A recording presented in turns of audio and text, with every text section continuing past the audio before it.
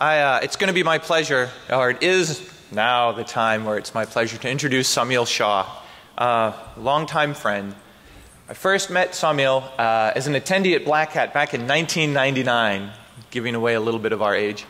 And then later in 2000, he presented at Black Hat on honeypots and honey nets, which is interesting because right now a little bit of the rage is deception networks and honey tokens. So sort of what's old is new again with a new twist. And it was interesting, I was asking Saumil how he got involved in that early honey nut project.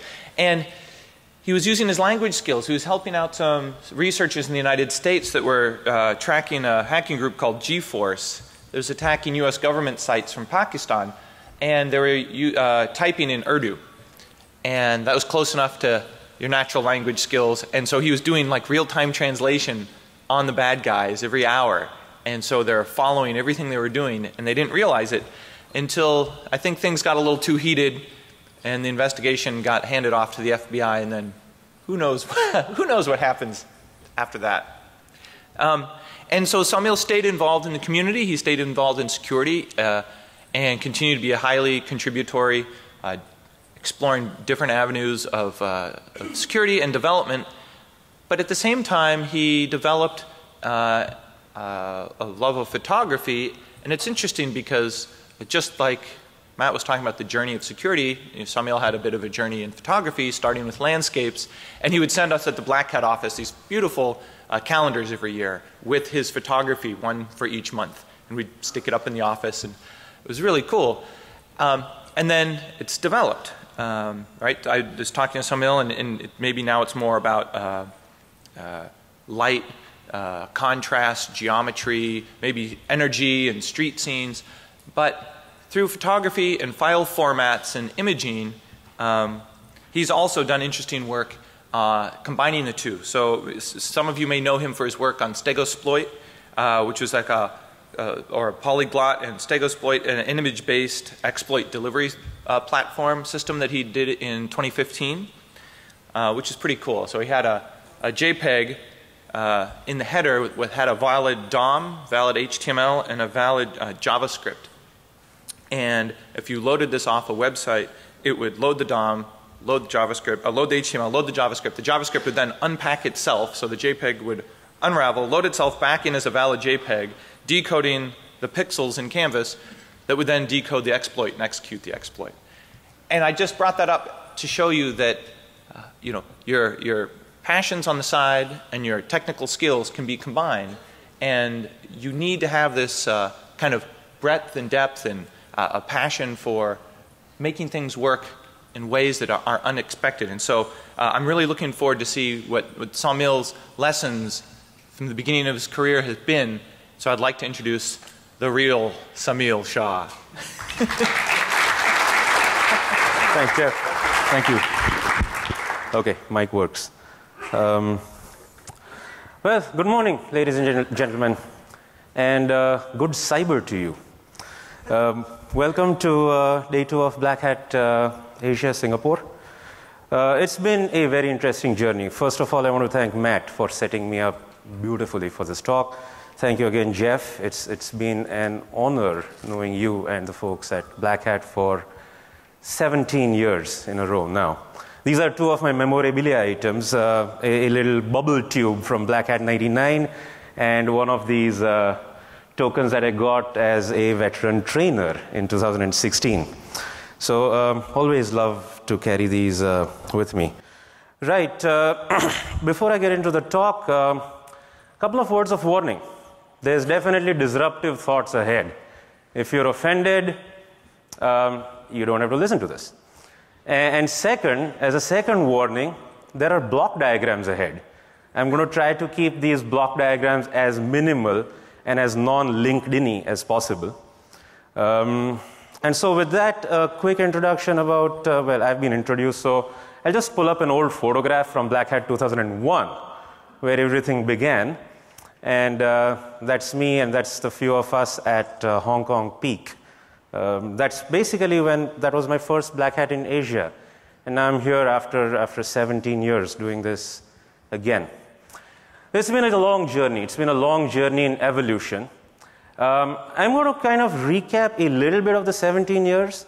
So here we go, year 1. No, there's... but if we see the attacks have moved vastly from 2001 to 2017. Attacks have become advanced. They went from, POCs to working exploits to weaponized stuff to worms. And now we have the power of basically attacking entire nations, if not even entire planets, who knows. Targets have shifted drastically from 2001 to 2017 as well. When I first began in Infosec, we were popping servers. We were popping Unix servers and NT servers, and it shifted to applications, desktops, browsers. The attacks then went to our pockets with our phones. And now these attacks have the capability of targeting entire populations in one go. And then what about defense? We've all talked about defense. We're all here for the love of both offense and defense. And defense has also evolved over the years. It has evolved from 2001 to 2017, where we've got several defense techniques, one different from the other, but then in the end, they all get undone. People find creative ways out, and that's what most of us here are doing. Half of the talks at Black Hat are offensive, and I broke this, I broke that, I bypassed this, I bypassed that, and that's all brilliant stuff. But attacks today, if you think of it, the next wave of attacks are way beyond what we're even exploring today. And some of the echoes have been heard in these past couple of years. And I'm not going to talk about like the new wave of attacks that's out there, but two categories that stand out distinctly in my mind is what's coming next. Attacks, subtle attacks on hardware. And a great example of that is Rowhammer, as done by my friend and his colleague. So Halvar and one of his other friends at Google, they worked on Rowhammer. Software triggering bit flips in dynamic RAM chips. And by bit flipping accurately, predicting the bit flips, you can flip page tables and then basically gain privilege access and privileged code execution. If that is not brilliantly cool, then I don't know what else is. But this is the beginning. This is the shape of things to come. And the other shape of things to come is kind of what Jeff set me up perfectly with, is Stegosploit, which is an example of an exploit delivery technique, not a real exploit, is how you can stealthily send attack code in something that is presumably innocent. Like an image, you encode all the pixels in an image, deliver the attack, deliver the decoder as a polyglot into the JPEG as well, and blow up any browser that you like. So these are two areas that the offensive side is moving to. We've talked about defending against this, and the most common question I get about Stegosploit, so how can we patch Stegosploit? I said, wait a minute, let's rewind the tape over here and start afresh. What I want to say is there will be vulnerabilities. Bugs are going to be around. They're going to be around forever. And that's fine. If we step back, it is not because the fact that software is buggy. It is because today systems are complex, and that every complex system has something which I term as Nakatomi space. For those of you who've seen Die Hard, Bruce Willis moves through Nakatomi Tower without using any apparatus designed to traverse the tower. He does not use an elevator and does not use the stairs. Well, not in the prescribed manner, of course. He's through air ducts and pipes and everywhere else, not where you think he is going to be. There's Nakatomi space in every infrastructure, in every network, in every software, in every file format. And this is what the attackers are exploiting. They're always finding the creative ways. And if you think you're going to catch them in all these combinations and permutations, it's really time to rethink the battle. So take it from me that attacks today succeed because the defense is reactive.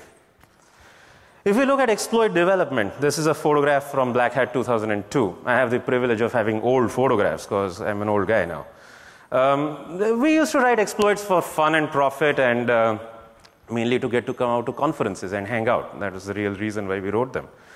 But along with exploit development, we witnessed the evolution of an entirely new species. I wish Halvar was here because this is his concept. A new creature was born, which is best described as the mitigator. And the mitigator is a well-intentioned but short-sighted and not terribly effective alligator, always working to make exploitation harder. This is a sketch that Halvar did, and I colored it, and then Halvar basically described the core essence of what exploit mitigation technology is all about. We've heard about exploit mitigation stuff, heard about DEP and ROP and control flow integrity and everything else. So what basically the mitigator raises the bar until it sees no more exploits. And this is how we've been investing into it. The technology is pretty cool. I mean, hardware-enforced data execution prevention was brilliant, except that now everybody is doing ROP chains. So, okay, what's that going to do now? I'm not saying it is useless, but I'm saying that raising the bar doesn't mean that there's no more exploits to be seen. But what raising the bar has done effectively is it has turned the cost and investment into exploit development way high. So now these are again figures pulled from air. I have no scientific way of backing them up. But basically your exploit development takes at least 2 to 12 person months. Your shelf life is gone. No public domain exploits, like nothing like Packet Storm or anything cool that we used to hoover all the time. And the exploits have now become commercialized, weaponized, and politicized. What this has done is created a vast market for purchasing exploits, for purchasing bugs. There's a huge economy out there. So what does the reactive way of thinking do over here? One of the offshoots from this was that the defenders tried to buy back their own bugs. The concept was great. Let us reward researchers for the work they did and kind of appreciate them. But then when bug bounties became a high-stakes game, you start escalating the costs. There's no end to the story. I see bug bounties as something that has tried to fill a reactive need. The true spirit has somehow lost its way. And now we've got to ask ourselves the questions that, are bug bounties really helping or are they backfiring? Because now today what you see as some prices being quoted, it's not Apple that's paying $1 million for an iOS 9 jailbreak. It is Zerodium. You cannot call that as bug bounty. It is just called bug purchase. We're going to buy the bug from you for $1 million, and we're going to do whatever we like with it. It's not going to go back to the vendor. And then again, there's a huge divide. There's like a huge spectrum between the bug bounty outputs. You get like 1,000,001 cross-site scripting. Half of them are self-cross-site scripting bugs, with alert ones being popped up. Yesterday, I got a note that, oh, your netsquare.com site has a vulnerability.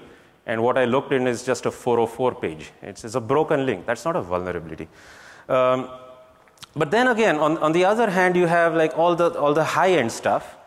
And the truth is, the underground market always pays more. And my premise, my whole take on bug bounties is the fact that it is not about the fact that you want to offer more money to buy the bug from a person and prevent them from doing a bad thing. There's two types of individuals, basically. Individuals who want to do the right thing and individuals who never want to do the right thing. It's not about the money. It's about what their intent is. So for a guy like me, it's not about the fact that, okay, if somebody pays me $1,000 versus $1 million, I'm going to go and sell out to the higher bidder. No, I'm definitely going to do the right thing here and not sell out.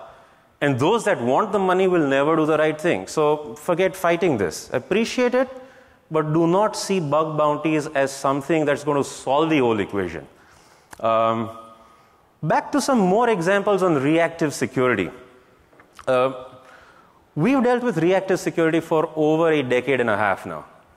So much so that it's kind of become ingrained nature the two words are no longer distinct in our minds. Whenever we think of security, we instinctively think of reacting towards it, mitigating it, diluting it, patching it, fixing it, and then moving on.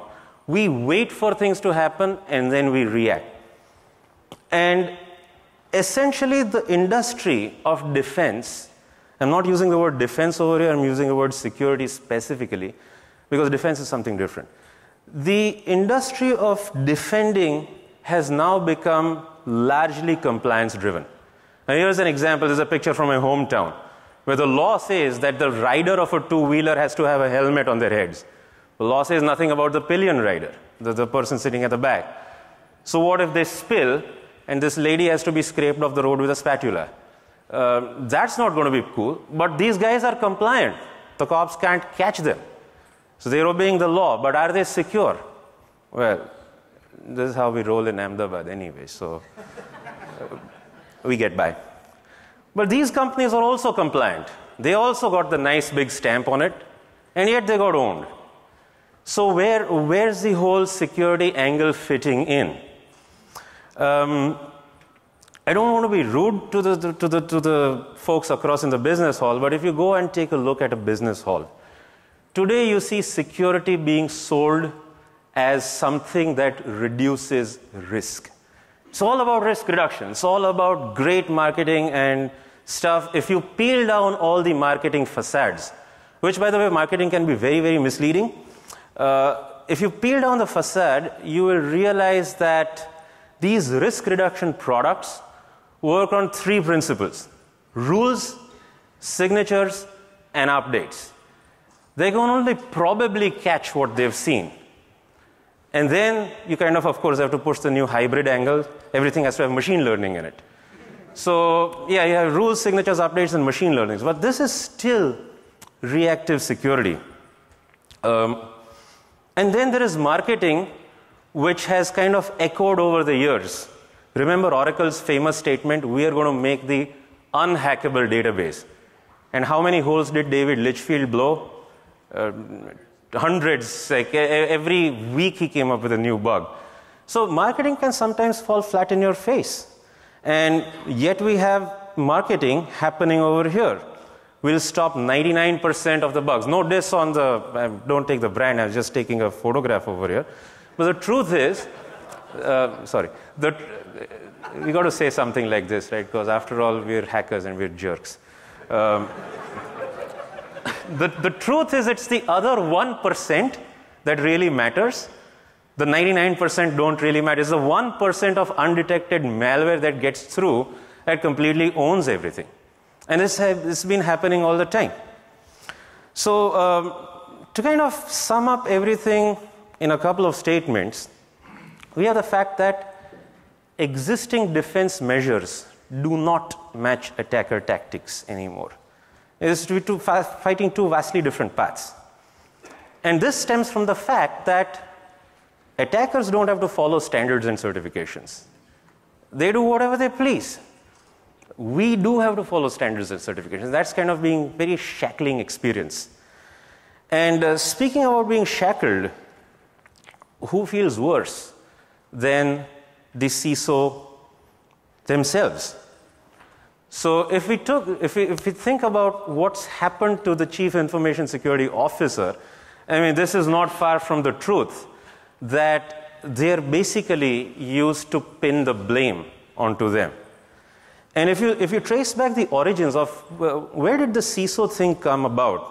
When I started with Black Hat, there was a loose notion of a CISO. There used to be the Chief Information Officer, and that used to be in charge of all the new technology that's going to enable the business. But very quickly, this forked off into two directions. The CIO continued being viewed as the owner of IT, and Infotech became the business enabler. Infosec became the risk reducer component. And essentially, the CISO got a shitty job. The budgets went to IT, and what went to the CISO is called CYA. Cover your ass. And then CIA, if it all goes south. every CISO I meet today, the first thing before we begin an engagement, and that's why we are still a very small company with not a lot of revenue, it's because of this one question that I ask. Who do you think is scarier? Attackers or auditors? Who do you fear most? And that's why we don't get too much business. Thank you. So, well, it's time we made security great again. Not by building firewalls, not by making the attackers pay for the firewalls either, but we got to turn this whole game from reactive to proactive. So with this, let me introduce these 7 axioms of security. These are basically, I call them axioms because I want them to be remembered. They're not laws or postulates or anything of the sort, but it just looks cool. And I like the number 7. It's a prime number. The whole goal of these 7 axioms is basically intelligence-driven defense. And now I want to use the word defense, which is a completely separate function than reactive security. Whatever it takes to defend your organization, that's what we're going to explore over here. So first of all, the first and foremost axiom is defense doesn't mean risk reduction. Defense is not about reducing risk. Defense is about getting the job done and keeping your systems clean. And this brings us to a rewriting of the same axiom. If you want to read it in a different way, read it that the CISO's job is defense. CISO's job is not risk reduction. And I found an infographic. Somebody had taken great pains.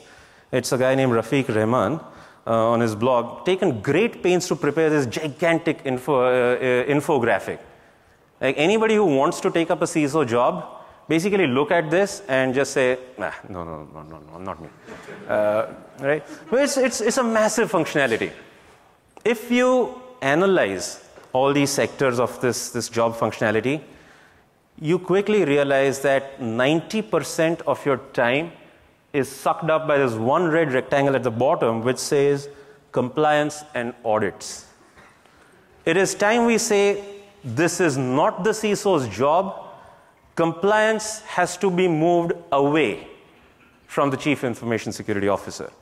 You free up this 90% time suck, the CISO is going to be left with a lot of time and energy and talent to properly defend the network. So in 2007, we at the board level need to really make an organizational change. Yes, compliance remains. We're not going to get rid of it as much as I would love to. But the CISO has to now fork. Process forks. CISO takes the role of defending. So Infosec becomes defense. And now you have another position created called the Chief Compliance Officer, which is basically the person in charge of handling compliance. Compliance is a cost of doing business. So that's the new scapegoat. Put compliance away, let it get done, let it not interfere with the process of defense. Because really what? Compliance never solved any defense problem, neither in the financial industry. Folks here in Singapore familiar with a gentleman named Nick Leeson, Barings Bank, Bernie Madoff. In fact, 4 individuals in this planet have stolen more money than any hacker put together in 2 decades. Bernie Madoff and Nick Leeson being 2 of them. Anyways, I digress. The second thing, so now what do we do about intelligence-driven defense? So first, intelligence begins by collecting everything. The 5 Eyes have taught us that, and they continue doing this all the time. So in your organization, the most important entity that you need to set up is what I call as a security data warehouse. Everything goes in there. Everything that can be correlated, classified, analyzed, and predicted upon. Run tight intelligence in your entire organization, because fundamentally, there is no price that you can put on historical data. With every month, the importance of historical data increases exponentially with time.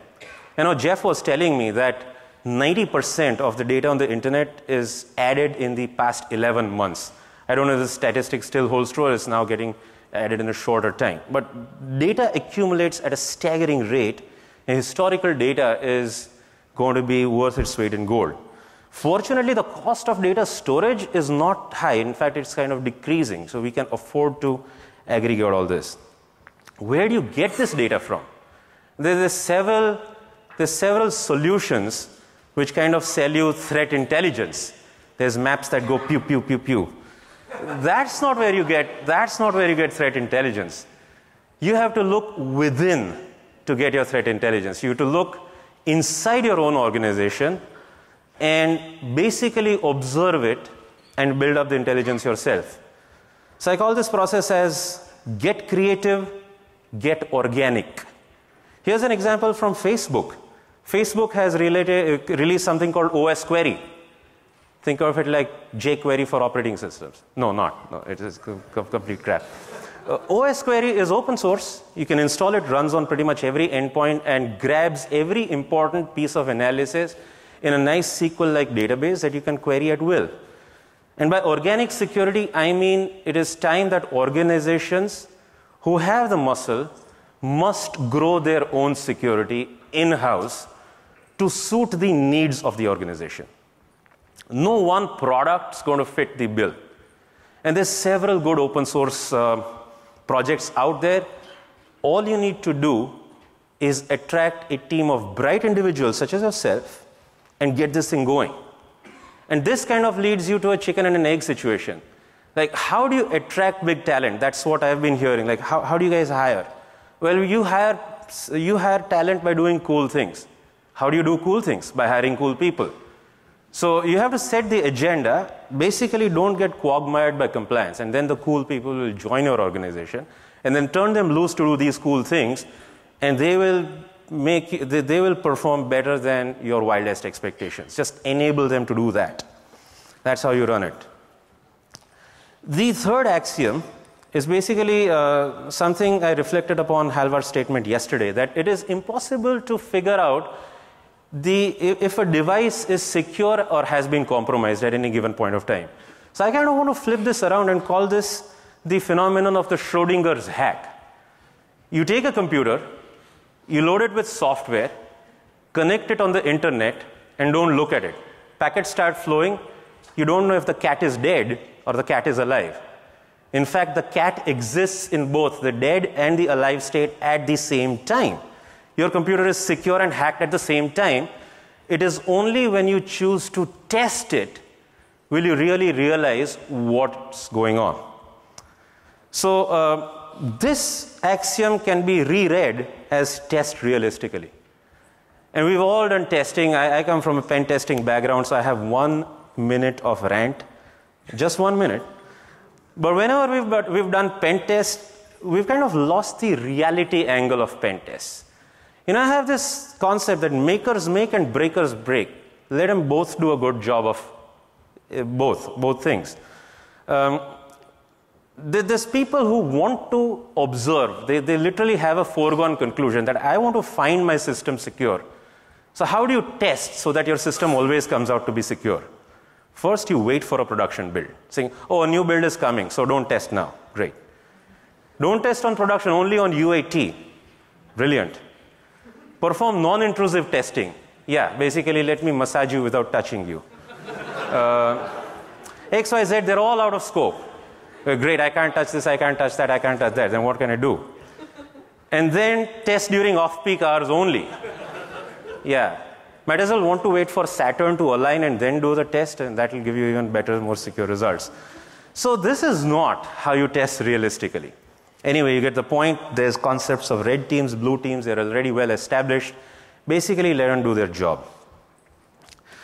This brings me to the fourth axiom, something that struck a chord when I attended a keynote delivered by Marcus Raynham. And Raynham's keynote was all about metrics. The statement is, if you can't measure it, you can't use it. Raynham made a very good point of security metrics Like, why do you need metrics? Basically, metrics will show what's happening. It's basically either to show that you're succeeding or to show that you're failing. There's always a question of budgets. Metrics will enable budgets or arguments or trolling, whatever you want to look at it. And Raynham went on to describe that whatever process you can find in your organization that is measurable, measure it, uptick it, downtick it, and see which direction it's going, and keep an eye on it, and then keep on measuring realistically. Don't skew the measurements, don't bias it, because eventually in Infosec, because it's coming from a reactive side, it's always about what Raynham calls as a battle of two narratives. People can always lie against you and say that this is complete hogwash. It's only your metrics is going to make it work. Basically, metrics are what's going to enable your innovative ideas to take root. Without metrics, you're going to get shot down. Coming to the fifth concept, and this is a concept that has kind of been ignored for a very, very long time. And all of us Infosec researchers are kind of guilty, myself inclusive. We basically look down upon users all the time, right? It's the user's fault. Like, users suck, users do this, users do that. The truth is, we've been treating users in the same manner for 2 decades. And reality is, for users, one size fits none. We've been having the same security measure applied to every type of user across the organization, only because we focus upon the most pathetic of all users. Basically, the most pathetic of all users, we're going to pick dancing pigs over security all the time. That's Schneier's code. And the truth is, yes, they do that. If you enable a user with excessive technology, they will tweet photos of their own debit cards because they don't know what to do better. Right? Now, these are hopeless users. But this doesn't mean that these are all, every user is hopeless. Right? And the Grug made a very important point. And the Grug's statement was that it's surprising how good phishing technique is with APT attacks.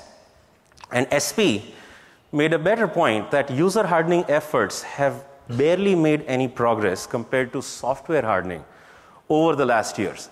It's really time that we rethink user hardening, not from a one-size-fits-all perspective. And this is an area which requires a lot of thinking and a lot of investments. But fortunately, I have a few large customers, and we did a few quick metrics to plot what I call as the Infosec maturity curve of every user. So if you look at the x-axis, this indicates the more mature users, and the y-axis is the frequency of how many users are at various levels of maturity. You'll see a skewed bell curve like this. And then we start drawing lines, like who are these groups? Who are these people? Let's call them hopeless, uninformed, proactive, and rock stars. These are your 4 groups. And here's what you need to do with each group. The hopeless are always going to be an enigma. Leave them alone. They're their own worst enemies. Let them suffer and burn. Don't care. It's fine. It's 2017. We can do this. Right? The rock stars are brilliant. They're doing a better job than you even expected. Leave them alone and don't bother them. Don't make them change their passwords 12 times a year. Don't screw with password complexity for them. They're doing a better job than you thought of. Learn from them rather than screwing around with them. What you really want to think of are your proactive users who are the next set of rock stars coming up. But your target group, your main focus group of all your user hardening efforts has to be the uninformed users. Now, uninformed users are those that don't know better, but if they're properly guided, they're willing to improve their usage habits. So effectively, in an entire organization, you only need to focus on these 1/4 users and shift them to be more proactive. Your curve will swing. And that's it. Then you can cut off the hopeless and burn them. That's okay. And then what you have is an organization with empowered users with way better security hygiene. This is a community. your organization, your users together improving InfoSec. And that's a situation which cannot be beat easily. The sixth axiom is basically to elaborate on what Matt also said, and I stated as the best defense is a creative defense. What it also means that the best defense is an unexpected defense. And we're seeing creative techniques. We're seeing techniques where products, thoughts, ideas are coming up. Let's booby trap our networks. Let's put canaries in them. Let's put honey tokens in them. Let's put honey pots in them. Some are doing it right, some are not doing it right, but the idea is there, and that's a good thing. Let it take root. Let us proactively catch the people and let them trip up. Because if I am an attacker, I know all the defenses that are out there in the business hall. But I do not know of a defense that you've cooked up in your own organization. That is something unexpected, and I'm going to trip up. That's where you want me to trip up. And that's what deception technology, honey token technology, canaries, write your own scripts, have backdoored accounts that should never ever log in. Have credit cards which are only issued to yourself and you don't want to see it ever being used in your bank. Program that 16-digit number into every regular expression that you can with the thing that this regex should never fire. If it does, then something is horribly wrong, and trace back everything, you'll find out a completely new pattern, a completely new process of attack, and probably a completely new entity that is attacking you. And that's where you do your threat hunting. And that's how you apply it intelligently. So, and with this, the last axiom is basically we have to work to make defense visible. We have to work to make defense count. If you don't see it, it doesn't exist. Pix or it didn't happen. Right? How do you make it count? How do you follow Raynham's metrics? How do you make everything proactive and accountable? Well, here's some thoughts. I thought of what you can measure. First and foremost, measure that user maturity curve. Keep tracking it week after week and see that it shifts. If not, you're doing something wrong. Make it shift. Reduce your blue team's response time. You should get faster and faster and smarter at finding the attacks. Empower them with toys and tools and whatever they want. Buy them 3D printers, laser guns, drones, anything that keeps them happy and gets them to detect threats. The third thing is, when you're talking about defense, it's all about demonstrating how much money you've saved. Because in the end, InfoSec still is a cost center and it still eats into budget. And the board is not really willing to spend the budgets. You've got to make it happen. If you can demonstrate money savings through defense, that's money earned. And that enables you to control the narrative and ask for more budgets and enable doing cool things. What you want to demonstrate is a consistent reduction in frauds, in errors, in attempts, all across the board. Then you really want to produce great creative defense tools, like what Facebook, Google, and several other organizations are doing. This will enable you to have smarter talent in InfoSec. And now what I mean in InfoSec is not in compliance. Compliance can take all of that and do what they need to do. And once you figure out that you've got it all going, every week you must take what I call as the CISO's fitness test. Test your strength every week and score yourself on this scale. How high of a target are you able to hit week after week? You'll begin with level 0 like Kung Fu Panda, always. But then we want to go all the way up to 11. And essentially, if you can track attackers in real time, detect and uncover their threats, and then defend yourself and get rid of it, that's where you start winning. So, at the end of the day, when you've got this organization running, it's time to ask the question, is your InfoSec team doing something creative every day? Ladies and gentlemen, that is the end of my talk. I thank you for your time and attention. Couple of notes. Like Jeff said, there's a lock note at 4:15 today where I'll be on stage again with Jeff and Christian and Thomas, and we'll have some discussions. For now, I'm quite done. How are we doing on time? I can take some questions. Oh, great. Let's have at it. Fire away. Any questions? Hi, thank you very much for that very insightful speech. Pleasure, thank you. You mentioned about making creative defense as an unexpected defense. That's right. And then you went on to say make defense visible. That's correct. These are kind of... Okay, let me elaborate on what I said. It is, so I made two statements. I said that creative defense is an unexpected defense, where you don't know what's coming. When I make the statement of making defense visible, I'm not saying that you have to tell the world what you're doing. You don't go advertising saying, hey, I have these backdoored credit cards and backdoored accounts. That's kind of silly. What I'm saying is make the process of defense visible. Make the activity of defense visible not to the world, but those who give you money, that is your board. Whenever you're doing a review, today I've asked several board members this question, how do you rate your CISO? So basically they say that, oh, the CISO's job is to pass compliance tests and basically make sure we're not getting breached. What happens if they're breached? New CISO. So this is not a very visible thing because the board doesn't really see the process of defense. You've got to make the process of defense visible up to the board members. That's what I meant by the visibility in defense. You're welcome. Any other questions? Anyone? I would say I'd buy you a beer, but beers are ridiculously expensive in Singapore. And it's also Tiger, which I don't like, sorry. No more? All right. Yes, we have one question.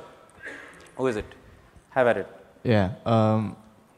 In the beginning of your speech, you talk about the CIO jobs got separated between CIO and CISO. That's right. And then you say CISO jobs should be separated to CISO and CCO. Correct. But then your CCO at the end will just get all the money again, and your CISO have none.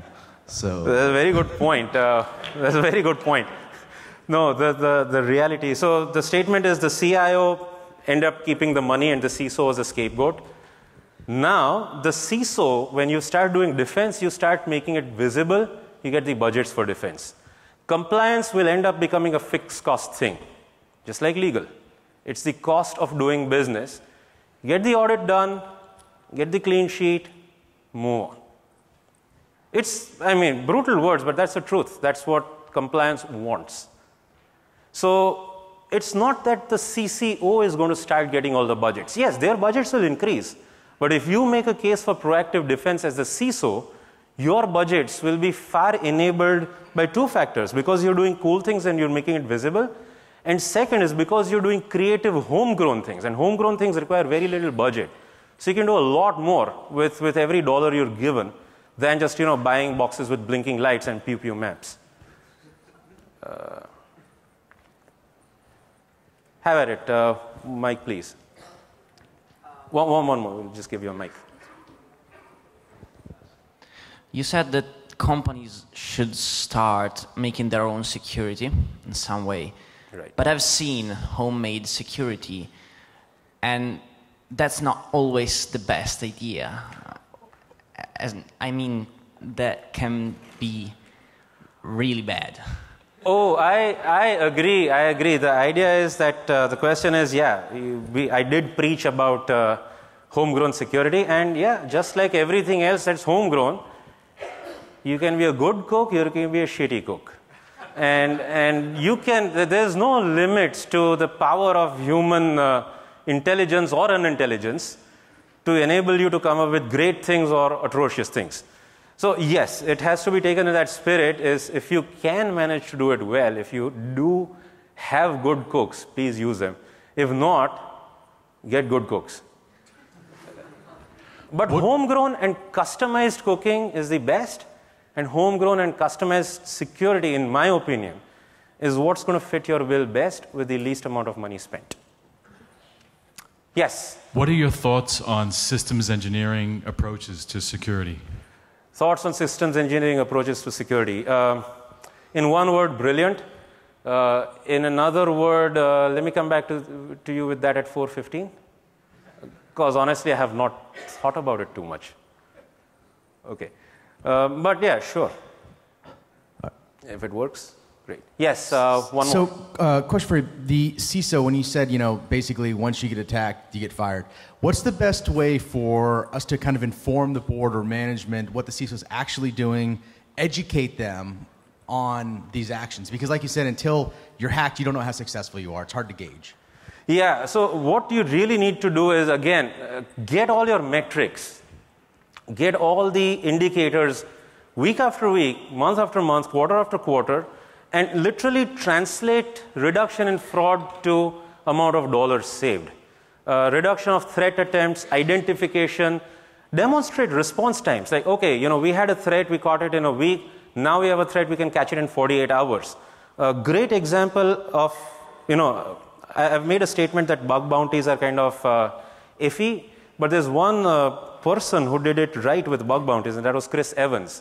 At that time, he was the product leader of Google Chrome. What he did with, he and his entire organization did with bug bounties was take it and commit to patching it and turning it around before pwn-to-own ends. So you literally went from a patch cycle of a few days to a patch cycle of 24 hours in rolling it out. That is demonstration. That is when you start making things visible, and that gets really appreciated. So that's what you want to demonstrate. So what about SMEs? There's a lot of talk about innovation nowadays and giving a lot of emerging businesses and young people coming into the business. Right. How do you deal with the language? Because a lot of language used by CISOs and CSOs are quite technical or quite business oriented on a high level. But how do you approach SMEs and transfer the same information? Because they don't necessarily have the capability to do homegrown security techniques. Right. And that is a valid thing. There's actually two areas of the whole spectrum that this talk has kind of left out. The SMEs and the hyper gigantic corporations. This talk doesn't apply to the Googles, and it doesn't apply to the NetSquares. I'm at the SME level. In fact, I'm the S of the SMEs. 40 people company. So we cannot have our own homegrown security, but we definitely have our own homegrown process. And for us, even our needs for demonstrating InfoSec are very low. Our defense target is also very low. We have a smaller perimeter, a smaller asset inventory to defend. And we're basically, the mantra for SMEs is vigilance. You can put vigilance into your processes. Even simple like ARP monitoring or stuff like that works great. You described Nakatomi space as near infinite, but you also said the cost of an exploit is going up. Doesn't that suggest that we're making Nakatomi space harder to get into, that we're actually winning a little bit? Yes, we're winning a little bit, for sure. The mitigator always raises the bar. It is getting harder and harder to traverse. But the fact remains that your infrastructure is changing shape very rapidly. Today, like I teach an ARM attack class. My statement is there's an Intel on every desktop, but there's an ARM in every pocket. The attacks have now moved to mobile. They've moved to the mobile platform, IoT. What these additions will do to your Nakatomi space, we have no idea. I mean, today, if you look at HTTP, it has become the datagram of the application layer. And if you look at message queues, they've become the TCP of the application layer. And a whole new infrastructure, an application messaging infrastructure is built upon it. It's kind of gone meta, one level up. So your organization's perimeter itself is changing. What that does to Nakatomi space, I have no idea. But I do know that you can do the directory traversals on dishwashers now. Yeah, in Soviet Russia, dishwashers wash you. Okay, so last question. Yes. Thank you for the speech. What do you think about red teaming as a creative, proactive tool against blue team? Once again, what do I think about red teaming? Red teaming. Yeah, what do you think about as a creative, proactive tool? So, I mean, I am a firm believer in realistic testing. The question is, what do I think about red teaming? I like the idea. I like the idea of red teams. I like the idea of blue teams. Like I said, makers make and breakers break, and defenders defend. Let all three independently do their job as realistically without being encumbered as far as possible. So give yourself a reality check, red team it all the way, don't exclude stuff from scope. Open that Schrödinger's hack box and see if your system's really hacked or secure, realistically. All right, well, that's a wrap. Thank you again for your time, ladies and gentlemen. Enjoy the break, enjoy the rest of the conference, and see you later.